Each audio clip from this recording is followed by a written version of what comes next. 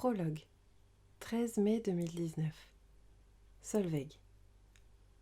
Nous sommes plantés devant le Saint-Patrick, à faire les 100 pas sur un trottoir, face au pub dans lequel nous crevions de chaud il y a encore quelques minutes.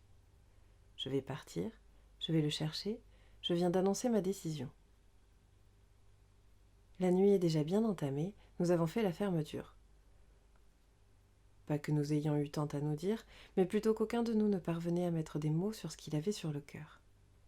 L'ambiance pesante des non-dits n'a rien d'agréable, et pourtant aucun de nous n'arrivait à se résoudre à y mettre fin. Les voitures roulent à vive allure sur l'avenue, leurs phares font écho aux lumières qui nous ont éblouis toute la soirée. Simon semble sonner, être ailleurs, si tant est qu'il puisse l'être plus qu'à son habitude. Il est le premier à me saluer avant de partir, et lise sur ses talons. Mon amie est fermée comme une huître. Elle a été exécrable comme elle sait l'être par moments. Camille les observe s'éloigner sans un mot. Je la questionne. « Tu es sûre que tout va bien ?»« Oui, mon taxi va bientôt arriver. Je suis juste un peu fatiguée. »« J'attends avec toi. »« Ne t'embête pas. »« Je ne m'embête pas. » Elle se contente d'un léger sourire en guise de réponse. Je ne sais pas pourquoi. J'ai le ventre qui se noue, la gorge qui se serre. Je suis au bord de l'explosion. On pourrait croire que c'est le fait de mon départ imminent, seulement je n'en suis pas convaincue. Une Peugeot 508 noire lustrée avec soin se gare devant nous. Elle est conduite par un type qui pianote sur 2 téléphones en même temps. Je me demande si ce n'est pas dangereux de la laisser embarquer, d'autant qu'il a des lunettes de soleil vissées sur les yeux en pleine nuit. J'embrasse mon ami sur la joue avant de la voir s'installer sur la banquette arrière. L'air frais me fait tressaillir. Ou la trouille. Je me mets à fumer comme si ma vie en dépendait, comme si la nicotine avait le pouvoir de m'apaiser tout en marchant pour rejoindre mon lit. Tant pis si, pour cela, il me faut traverser le centre-ville, et si je bataille ensuite à trouver la serrure qui se défile quand je souhaite y insérer sa clé, comme à chaque fois que je rentre de soirée.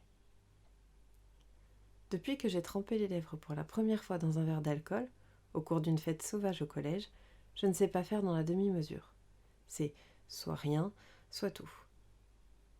C'est valable pour la totalité de ce que j'entreprends. On aurait pu me croire prudente sur le sujet, vu mes antécédents familiaux, pourtant non. Ce soir ne fait pas exception, même si je n'en suis pas non plus à marcher de travers. Mais c'est à quelques pas de chez moi que je réalise que j'ai peut-être quand même dépassé la dose prescrite. Une brume épaisse a envahi la rue. Il y en a marre de cette fichue purée de poids. J'ai l'impression que 2019 est l'année officielle du brouillard. Je trébuche sur quelque chose et manque de tomber. Je ne vois même pas mes pieds. Oh, cela devait être une bordure.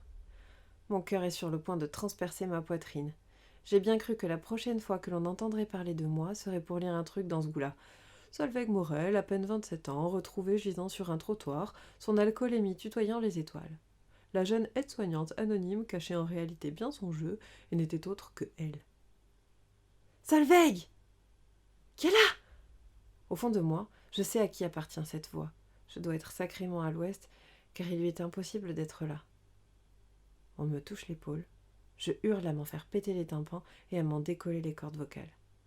Je tourne sur moi-même, les bras en avant, et ne parviens pas à toucher quoi que ce soit. Cette blague est vraiment nulle. Qui est là? Ma question se perd dans la rue, et personne ne me répond. Peu à peu, le brouillard se dissipe, et mes mains réapparaissent. Je cours les derniers mètres qu'il me reste jusqu'à chez moi et m'enferme à double tour. Essoufflée, je m'écroule à genoux.